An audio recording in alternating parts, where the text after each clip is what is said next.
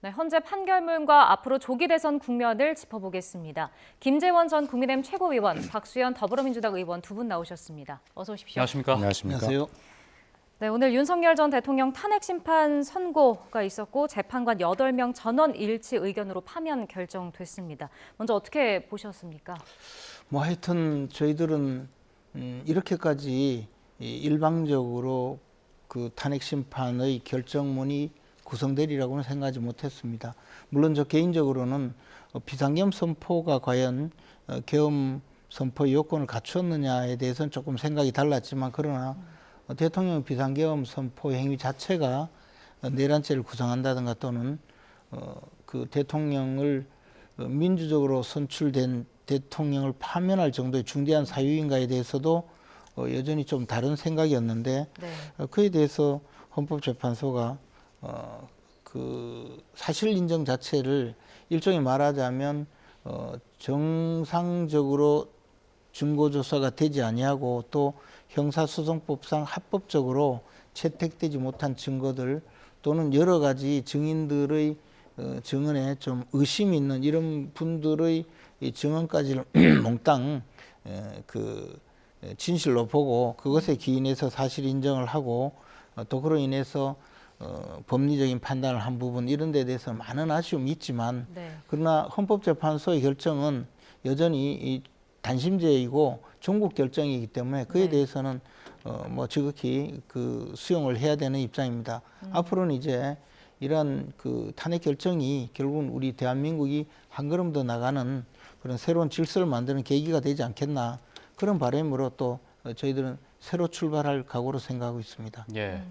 또 오늘 결정문에 어떤 메시지가 담길까 이 부분도 좀 주목됐는데 어떤 부분이 가장 기억에 남으셨습니까? 예, 글쎄 우선 그런 말씀을 드리기 전에 두 번째 대통령 탄핵이라고 하는 이런 아픔을 겪으신 국민께 정치인으로서 좀 송구스럽다라는 말씀을 여야를 떠나서 먼저 드리고 싶고요. 네. 오늘 이제 사실 김재원 최고위원도 지금 말씀해 계셨지만 저도 그 어떤 선고를 실시간으로 보면서 이제 방송에서 해설을 하는 그런 상황이었는데 굉장히 떨리더라고요. 네. 그만큼 이제 이 문제를 가지고 갑론을박이 이제 많았기 때문에 결과가 어떻게 나올지 저희들도 잘 예측을 할 수 없었고 그런 불안한 상황으로 지켜보았습니다만, 그럼에도 불구하고 온 국민이 생방송 지켜보듯 보았던 12월 3일에 그 불법 비상계엄의 그런 상황을 전 국민이 보셨고 또 전 세계인이 다 지켜본 이런 상황 속에서 이것이 아무 일도 없었다고 그렇게 기각이 되리라라고 하는 것은 저희는 믿을 수가 없었죠. 네.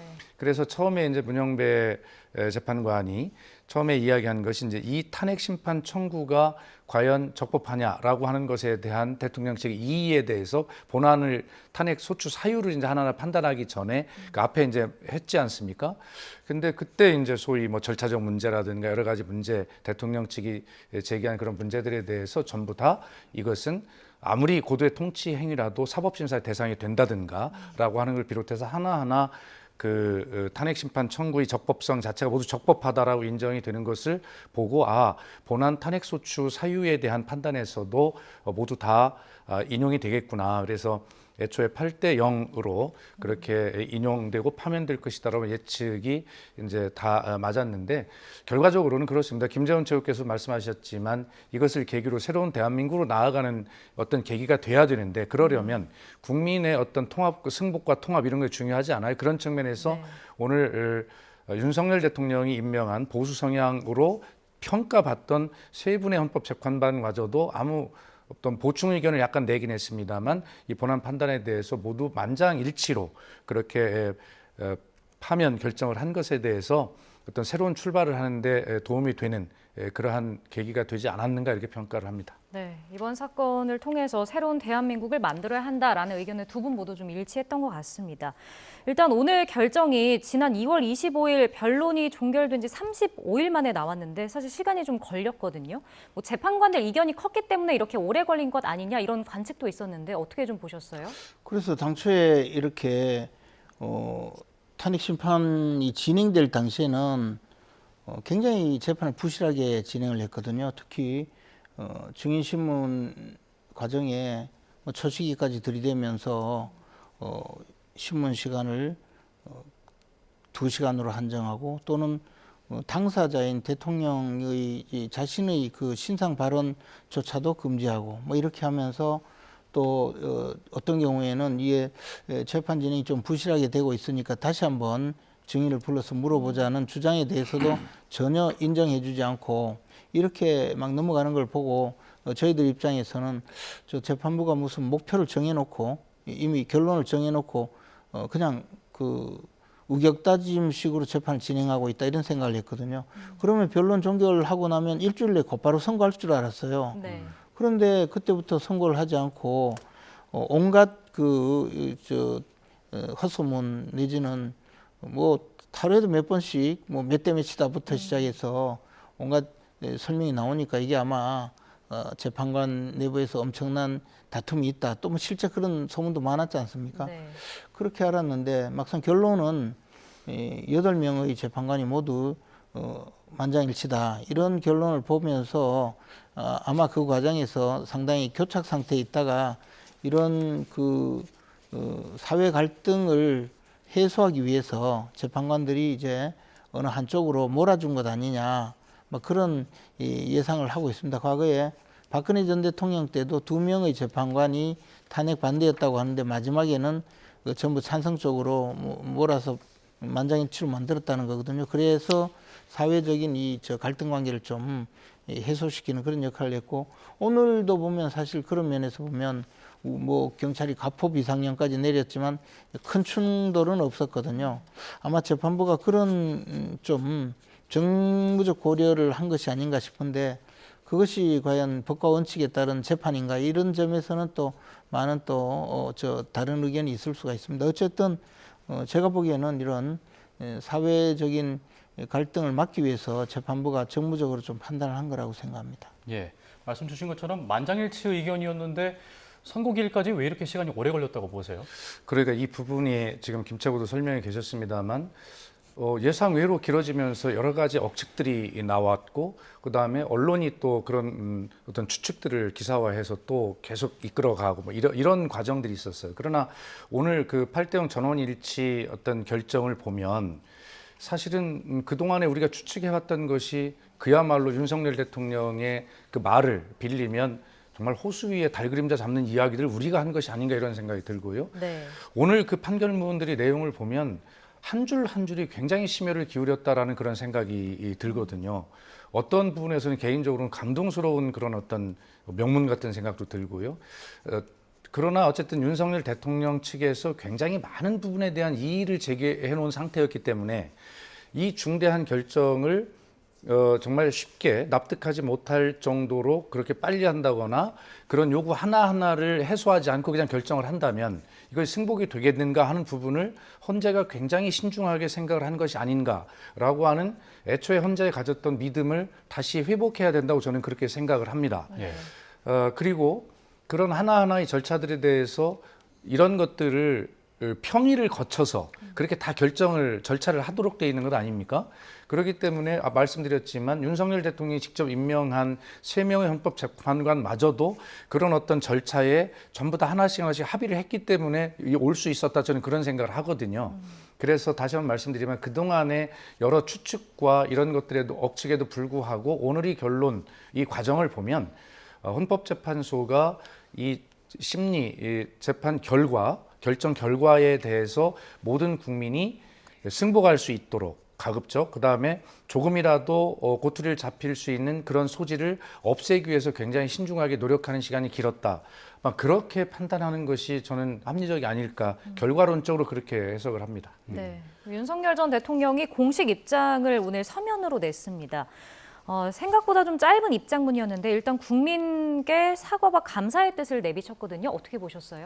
일단 뭐 비교적 적절한 그 내용이었고 또 그렇게 뭐 다른 해석의 여지를 두지 않고 네. 담백한 그런 뭐 일종의 사과문 그리고 또 승복하는 뉘앙스의 여러 가지 그 문장으로서 국민들이 이제 이 탄핵 사건의 일단락을 지우게 만드는 그런 효과가 있지 않았나 생각을 합니다. 윤석열 대통령이 국민들로부터 많은 기대를 받았지만 그 기대에 부응하지 못했다는 그런 내용의 메시지를 그 국민들께 전달함으로써 이제 다시 또 새 출발하는 그런 계기를 마련해 주는 것 아닌가라는 생각입니다. 예. 또 오늘 뭐 경찰에 체포된 윤 전 대통령 지지자가 있긴 했습니다만 뭐 큰 혼란 없이 흘러간 것 같은데 이런 분위기 예상하셨습니까? 글쎄 그 부분이 좀 의외입니다. 그래서 오늘 굉장히 많은 그 저항, 혼란, 뭐 심지어는 뭐 폭력 사태까지 뭐 우려를 하고 경찰도 굉장히 많은 대비를 해오지 않았습니까? 그런 우려에 비하면 오늘 예상 외로 쉽게 상황이 정리되는 이런 모습이었죠.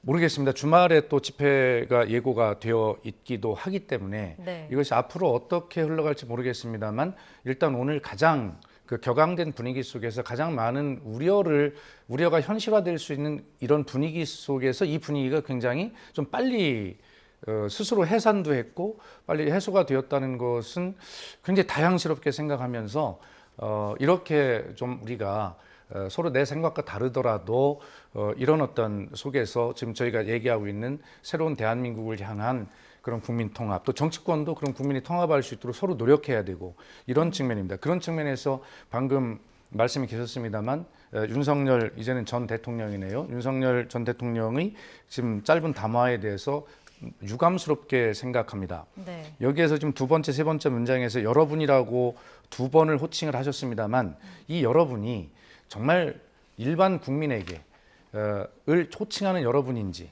아니면 윤석열 대통령 본인만을 지지하고 응원했던 일부 국민들을 향한 여러분인지에 대해서 저는 후자로 해석을 하고 있는데요. 이런 측면에서 정말 전체 국민에게 본인이 정말 대통령으로 복무할 수 있어서 영광이었다라고 그렇게 말씀하셨다면 이런 어떤 실망을 끼쳐드린 전체 대한민국 국민에 대해서 진심으로 사죄하고 그런 어떤 메시지를 반드시 냈어야 되는데 그것이 없이 지지층을 향한 메시지로만 읽히는 이런 어떤 짧은 메시지를 낸 것은 국민 통합에 굉장히 도움이 되지 않는다라는 아쉬움이 남는 대목입니다. 네. 이번엔 오늘 헌재 선고 후에 여야 반응도 좀 살펴보겠습니다. 권성동 국민의힘 원내대표, 이재명 더불어민주당 대표의 녹취 먼저 들어보겠습니다. 국민 여러분께 대단히 송구하다는 말씀을 드립니다. 국민의 손으로 선출한 대통령이 임기를 채우지 못하고 중도에 물러나게 되었습니다. 국정 운영에 공동 책임 있는 여당으로서 그 책임이 결코 가볍지 않다는 것을 잘 알고 있습니다. 오늘 헌재 판결을 계기로 더 깊이 성찰하고 각성하면서 책임 있는 정당으로 거듭날 것을 약속드립니다. 국민의힘은 헌재 판결을 겸허하게 수용한다는 말씀을 드립니다.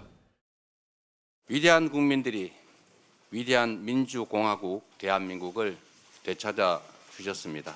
계엄군의 총칼에 쓰러져간 제주 4.3, 광주 5.18 영령들이, 총칼과 탱크 앞에 맞선 국민들이, 부당한 명령을 거부한 장병들의 용기가 오늘 이 위대한 빛의 혁명을 이끌었습니다.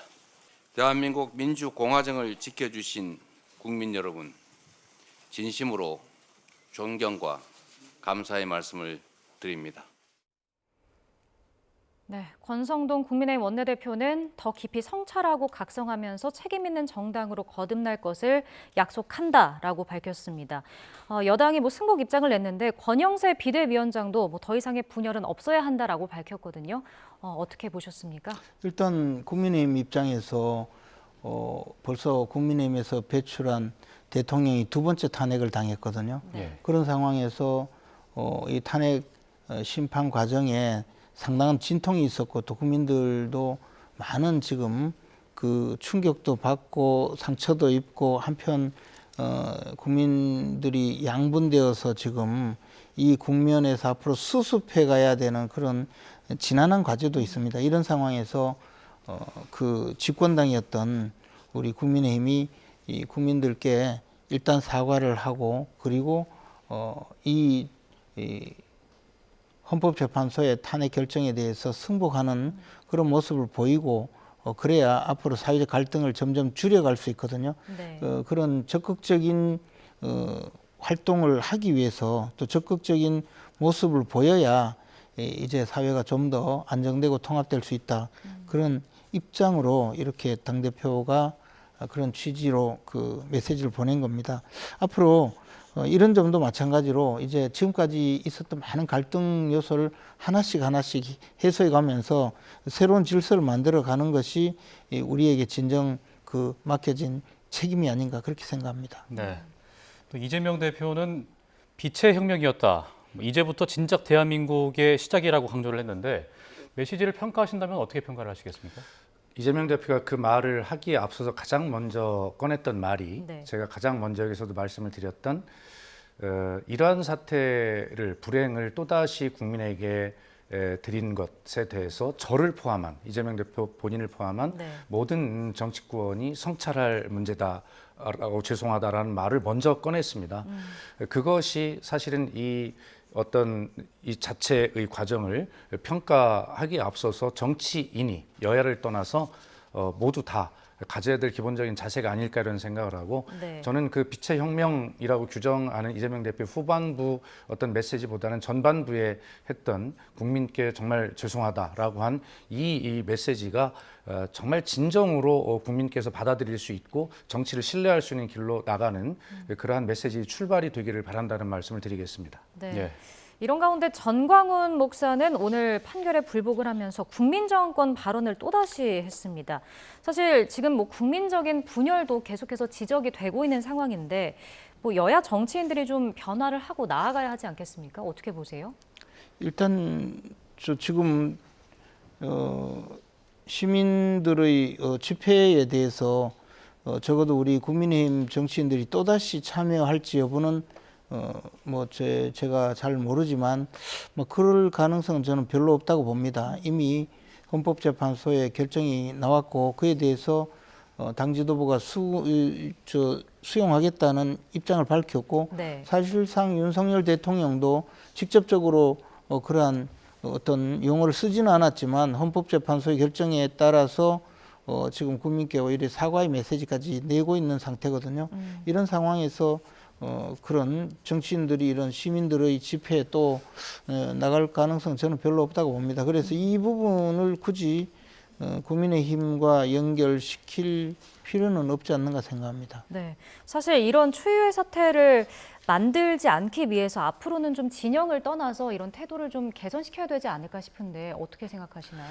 오늘 그 문영배 헌재 소장 대행이 읽은 그 판결문에서 제가 가장 좀 감명 깊게 생각이 됐던 것이 바로 이 부분이거든요. 윤석열 대통령 측에서 이 계엄을 빨리 해제했기 때문에 그런 어떤 중대성이 없다라고 주장했던 그 부분에 대해서 뭐라고 했냐면 국회가 신속하게 비상계엄 해제 요구 결의를 할 수 있었던 것은 시민들의 저항과 군경의 소극적인 임무 수행 덕분이었으므로 네. 이렇게 평가를 했어요. 정말 이 비상계엄을 불법 위헌 비상계엄을 막은 것이 시민이지 윤석열 대통령 본인이 거기에 계엄 해제 요구에 응해서 그런 것이 아니다. 국민의 힘이다라고 이런 어떤 위헌 판결문에 이런 어떤 시민이라고 하는 또 저항이라고 하는 말이 들어간 자체가 저는 이례적이라고 생각하고 이 판결문에서 대한민국이 또 특히 이 정치권이 받아들여야 할 메시지가 굉장히 강렬하다고 저는 그렇게 생각합니다. 네. 그래서 정치권의 어떤 생각이나 전략이나 또 어떤 당리당략이나 이런 것들에 따라서 대한민국의 이 위대한 가치들이 좌우되는 것이 아니라 바로 정치가 섬겨야 할 시민과 국민의 뜻에 따라서 대한민국의 비전과 가치와 모든 것들이 존중되는 그러한 메시지를 우리가 함께 공유한다면 네. 지금 질문하신 대로 새로운 시대로 나아가는 그런 어떤 중요한 출발점을 여기서 우리가 발견할 수 있겠다 이런 생각을 해보았습니다. 예. 이제 조기 대선 이야기를 한번 해보겠습니다. 오늘부터 이제 곧바로 차기 대선을 위한 예비 후보 등록이 시작됐는데 한덕수 권한대행이 오늘 선관위원장과 통화를 했잖아요. 네. 그러면서 이제 공직선거법에 따라서 늦어도 이제 선거일 50일 전까지는 공지를 해야 되는데 네. 언제로 예상을 하십니까? 지금 사실 현대 선거가 굉장히 미디어 선거로 전환이 되어서 많은 국민들이 쉽게 정보를 전달받을 수는 있지만 그래도 대통령 선거를 60일 이내에 한다는 것은 이것은 좀 굉장히 그 짧은 기간이라고 볼 수 있습니다. 그렇기 때문에 60일 이내라면 최대한 선거 기간을 많이 두는 방식, 그러니까 60일이 그 한도이기 때문에 6월 3일 이전에 6월 3일까지 선거를 해야 되거든요. 그러면 아마 6월 3일이 이제 화요일이니까 네. 6월 3일로 정해지지 않을까. 뭐 그렇게 해서 만약에 그걸 좀 당긴다면 이제 이것이 또 월요일, 또 일요일, 토요일 뭐 이렇게 해서 사실 선거 일자가 연휴를 만들게 되면 이것도 좀 투표율을 낮추는 효과가 있기 때문에 네. 6월 3일로 할 수밖에 없을 거라고 봅니다. 네, 그러니까 정치권에서는 6월 3일을 좀 유력하게 보는 것 같습니다. 근데 이제 8년 동안에 2명의 현직 대통령이 파면이 됐기 때문에 개헌 이슈가 더 주목을 받고 있는 것 같거든요. 이 네. 부분에 대해서 이번에 대권 주자들의 개헌 공약 어떻게 좀 나올 수 있을까요? 그래서 그 부분에 대해서 제가 감히 뭐 예상을 하는 것은 좀 어려운 일입니다. 그러나 지금 질문하신 대로 이 새로운 대한민국을 어떻게 만들 것이냐의 문제는 바로 새로운 집을 어떻게 지을 것이냐라고 하는 문제에 직면하기 때문에 그 네. 문제를 바로 개헌이라 본다면 각 정당이나 유력한 또 등록하는 대선 후보들은 이 개헌 문제에 대한 이 국민의 질문에 어떻게 답을 해야 할 것인가가 굉장히 고민일 겁니다. 그래서 저는 개인적 생각이 어떤 거냐면 적어도 근데 60일이라고 하는 이 짧은 기간 동안에 어떤 개헌의 구체적인 내용들이나 이런 것 가지고 토론하고 결정하고 공약하기는 굉장히 어려울 것이다. 그러므로 제가 생각할 땐 그럼에도 불구하고 새로운 시대에 대한 국민의 욕구가 워낙 높은 상황이기 때문에 네. 각 후보들이 향후의 개헌의 로드맵, 그 일정에 대해서라도 정확하게 국민에게 약속하는 뭐 이러한 어떤 수준의 어떤 공약들은 나올 수 있지 않을까 이런 생각을 하고 있습니다. 예. 이제 각 당에서 이제 대선 후보 선출에 나설 예정인데 민주당 상황부터 먼저 이야기를 해보겠습니다. 이재명 대표의 공직선거법 항소심이 무죄가 나왔고 이제 민주당 입장에서는 최선의 경우의 수가 나왔다고 봐도 되는 거죠? 글쎄요, 뭐 다른 분들이 들으시면 섭섭할지 모르시지만 그렇게 보는 것이 타당하지 않겠습니까? 더구나 이것은 민주당 당내의 문제가 아니라요. 민주당 당 밖에 불법 비상계엄이라고 하는 정말 엄청난 국가적 위기 상황이 벌어졌었고 또 그것이 오늘 헌재의 판결로 일단락은 되었습니다만 이제 정치권은 새로운 대한민국을 만들어가야 될 그런 어떤 더 엄청난 임무들이 주어져 있단 말이에요. 민주당 밖에 이런 아주 큰 과제들이 있어요. 그렇기 때문에 민주당 내부 안에서 소위 뭐 친명 비명이 저는 있다고 생각하지 않지만 네. 다양한 후보들이 나올 수 있지만 그러나 이런 밖의 위기들을 극복하고 밖의 과제들을 해결하려면 강력한 리더십을 가진 이재명 대표가 후보가 되어서 결과적으로 조기 대선에서 당선되는 것이 가장 현재로서는 아주 합리적 대안이겠다라는 생각을 할 수밖에 없지 않겠습니까?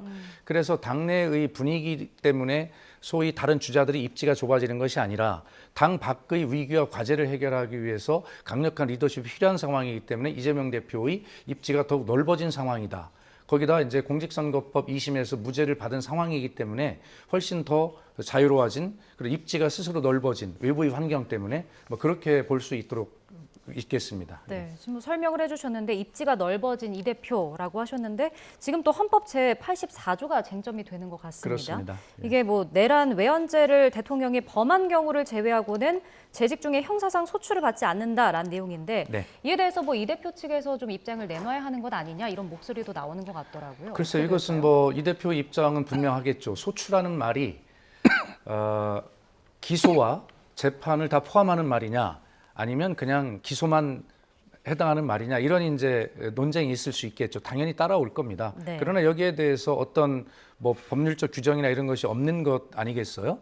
그래서 뭐 저는 개인적으로 이것이 기소만 의미한다면 왜 굳이 소추라는 말을 썼을까? 기소되지 아니한다 쓰면 될 텐데. 그래서 여기에 84조에 소추라는 말을 쓴 것은 특별하게 기소에 더해서 재판까지 연결하는 그런 말로 해석해 볼 수도 있겠다는 개인적 생각을 갖습니다. 네. 그러나 저는 그것보다는 예를 들어서 이재명 대표의 소위 뭐 사법 리스크라고 한다면 이런 문제를 지금 모든 국민이 지금 앵커께서 질문하실 만큼 다 알고 있는 문제거든요. 네. 그러나 이것이 법률적으로 정해진 건 없어요.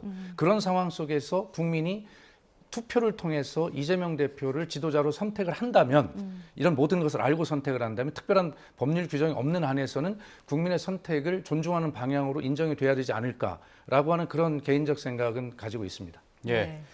이제 국민의힘 상황도 한번 짚어보죠. 국민의힘은 지금 탄핵 찬반으로 좀 당이 분열돼 있다 이런 이야기도 나오는데 어떤 쇄신책이 나와야 한다고 보십니까?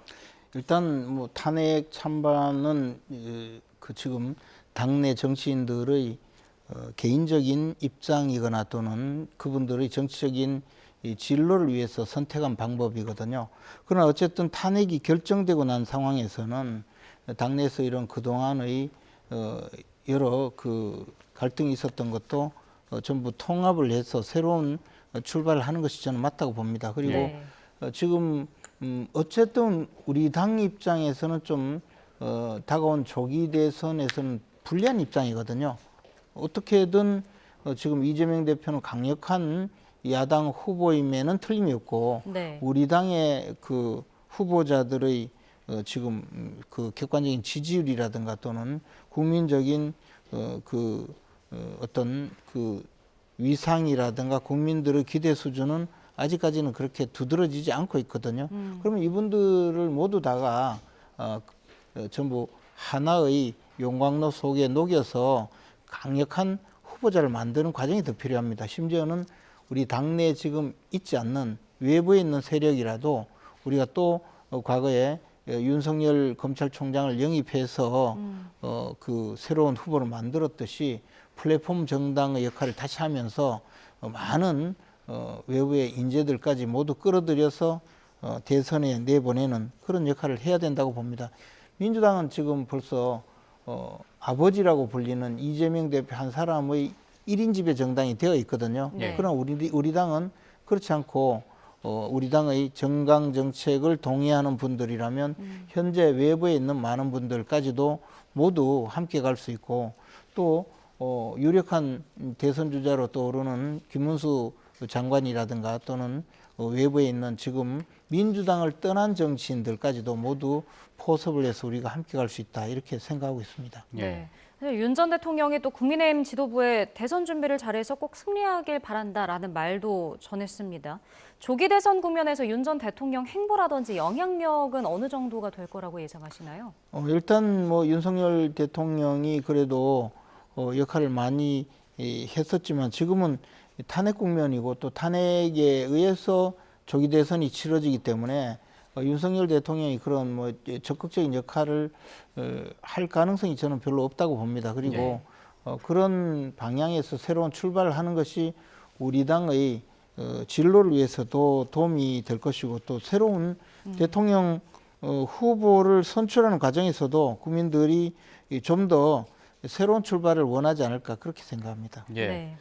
또 홍 시장이 다음 주 중에 시장직을 사퇴하겠다라고 밝혔는데 뭐 이 부분에 대해서는 어떻게 보십니까? 홍준표 시장은 오래 전부터 그 대선 조기 대선 참여 뜻을 밝혀왔고 또 그것을 이미 수차 그 공언을 했기 때문에 특별한 지금 특별히 다른 의사는 아니라고 봅니다. 그리고 홍준표 시장은 벌써 대선에 2번 출마를 하신 분이기 때문에 우리 당에서 또 좋은 역할을 할 수 있는 그런 유력한 후보가 될 수 있다고 생각합니다. 네. 사실 이제 민주당 입장에서는 또 이재명 대표의 독주 체제가 이어질까 이 부분도 많은 관심을 받고 있습니다. 그렇기 때문에 뭐 경선이 무의미하다 이런 목소리도 나오는데 비명계 행보는 어떻게 예상을 해볼 수 있을까요? 다시 말씀드리지만 지금은 이 내란 종식의 마무리를 해야 되고 또 새로운 대한민국을 건설해야 되는 과제가 함께 있는 외부적 환경이 있다고 말씀드렸잖아요. 네. 민주당은 제1야당입니다. 뭐 거대 야당, 국민의힘 표현에 의하면 그런 것이죠. 그리고 지금은 이제 대통령이 탄핵되었기 때문에 여당이 없어졌습니다. 그렇기 때문에 제1당인 민주당의 역할이 굉장히 중요하고 민주당이 여당이 없어진 상황 속에서 정부와 행정부와 당정협의회를 구성해서 국정의 모든 부분을 챙겨갈 수 있는 권한이 이제 생겼거든요. 네.